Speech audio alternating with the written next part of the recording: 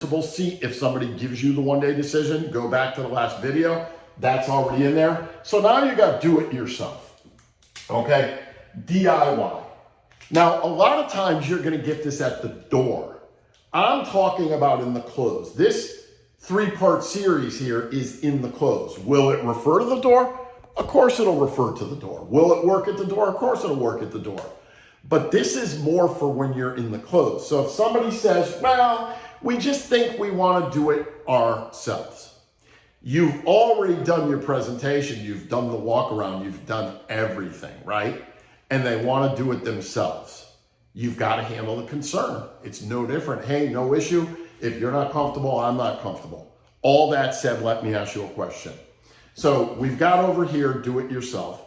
And we've got over here, do it correct the first time, right? Professional install. Do it yourself is not always professional install. Why? Because we've done thousands of installs and you haven't. I say that to you respectfully, but that's the way it works. And the do-it-yourself companies do not come out here and see the holes themselves. So let me ask you just a real simple question if you could. And again, if you're not comfortable, I'm not comfortable. I'm not even gonna let you do it. So you got do-it-yourself over here. And for whatever reason, you make a mistake. And for whatever reason, the hole that was left in the system compromised you and your family. Over here, we're doing it right the first time. We get it done right the first time. Getting it done right the first time cost you $2,000. Making a mistake cost you nothing. It was nothing. The system was free. It didn't even cost you anything. But it was a mistake that cost you your family. Or it compromised the pet. Or it compromised your hot button, whatever that is. So cheap over here compromised you. 2,000 over here saved your life. Who do you want at that point in time? I want to save my life. Great. I don't blame you. I want you to save your life as well. You can wait. I can wait. Bad guys never wait. See, flipping the pain. What I'm doing is I'm making the do-it-yourself painful and I'm making me pleasurable. If this guy over here compromised your life and I save your life, even though I'm $2,000 and that guy's not charging you anything, but he compromises your life, who do you want? Well, I want you. Why? Because you saved my life. See, that's how you drag them off of objections like that. That's how you do it. You use life safety and scenarios and situations like that. And that is just an example of flipping the pain. So every time I handle the concern, notice the playbook is the same. It's just flip the pain. That's all you need to do because this works with neuroscience. It works with human behavior. And I knew this years ago before all the research was in. So simple, so simple. Let's do one more. I can't afford it. Customer says, I can't afford it. Here's what I want you to say to them. You know what? If you legit cannot afford it, I got great news for you. There is nothing you could say that would allow you to have this. Because the last thing we want is a customer who cannot afford it getting it. Because that winds up in cancellation. So you would have to smoothly be able to fit this into your budget without missing any meals in between in order for you to go ahead with this. So let me ask you, you can't afford it. Is it the initial investment or is it the monthly investment? Well, it's both. Okay, no issue at all. So let me ask you this. In the event you were to say yes and go ahead with this, what would that initial investment have had to look like in order for you to feel comfortable? And what would that monthly investment have had to look like for you to feel comfortable? So let's just say hypothetically you were looking for $1,000 down and they say it would have had to been $300 and let's say you're at $64.99 and they said it would have to be, $49.99, right? So you're $14 a month away here and let's just say you're $400 or $500 away here, okay?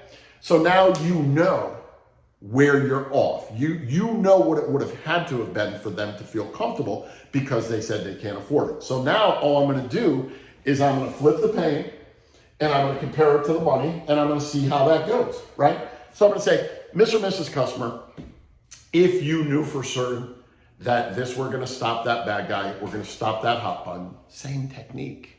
I'm flipping the pain. If you knew that were going to happen, I want to ask you a serious question. Would you guys honestly have to miss meals in between to make the additional investment of $400 more than where you would like to be? And would you have to miss meals in between to close the gap on that $14? Would you have to miss meals in between? And if they say no, they get the O off the no, and I say, Mr. Customer, you can wait, I can wait. It sounds like it's not so much that you can't afford it. It just sort of sounds like it's getting you to realize, or it just sort of sounds like it's just jumping in the water and understanding that you can swim. It's just taking that big step. It's just that it's jumping off the cliff and all of a sudden the bridge appears. If you don't have to miss meals in between, this is the right way to do it. Now we could back off and we could go to option A. So you're only left with the monitoring arrangement. And I would just ask you at this time, would you rather go with option A to get started, or could you see yourself clear with option B? And that would be kind of the way you would approach that if they said to you they can't afford it. But ultimately, if the customer is stuck on affordability, don't force them to do it. Like, if they can't afford it, they can't afford it. They might be in over their head. And that's something that you have to determine with the customer. Back in the day, we would do a whole spreadsheet on their bills and their expenses and everything else. I don't think you need to go to that extreme, but just work with that customer to understand where they are. And last thing is the contract term, which is another one of my favorites. It's the easiest one on planet Earth to overcome because I don't overcome it, I eliminate it. You've seen me do it 28 times so far in this video series. If you knew for sure a year from now, 3 years, 5 years from now, that my system were gonna stop somebody, a year from now, 3 years from now, 10 years from now, see, that is called future pacing, and future pacing eliminates term objections.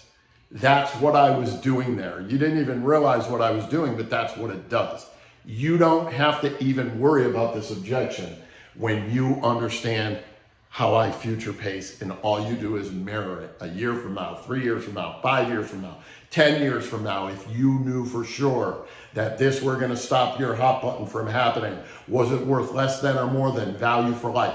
Value for life and future pacing kills that objection every time. It eliminates it before it ever even happens. It gets rid of it, totally gets rid of it.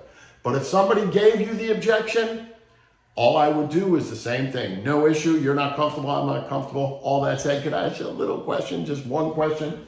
Folks, if you knew for sure over the next year, 2 years, 3 years, because they're giving me a 3-year term objection, right?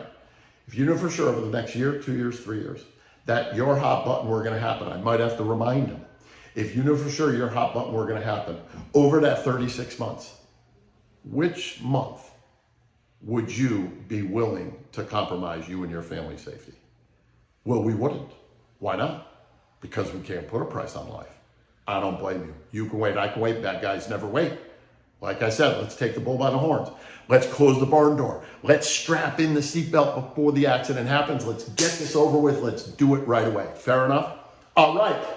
That's our objection and protection handling protocol. You will learn more about this in our manual that you will get accompanying this training. And of course, when you're coming to the trainings live with me, I can show you many ways to handle these same objections and concerns. Study this like you study the door approach, because the better you get at this, the better you're going to be able to get in doors. When you study door approach, the better you're going to close at the end. You're not going to miss deals. And listen, the whole process is designed to make the sale easier on you, but I want you to know something. You are in the sales game, and in the sales game, you do get protections. People are going to pop them on you because it's just human behavior. That's what they're going to do. So you're going to become a pain flipping, reframing expert. You're going to become the most agreeable guy on planet Earth. You're going to be congruent because you're going to say that said instead of but or however, and you're going to learn how to prompt action using my metaphors, and you can create your own metaphors as well, but you can borrow mine. You can wait, I can wait, bad guys never wait.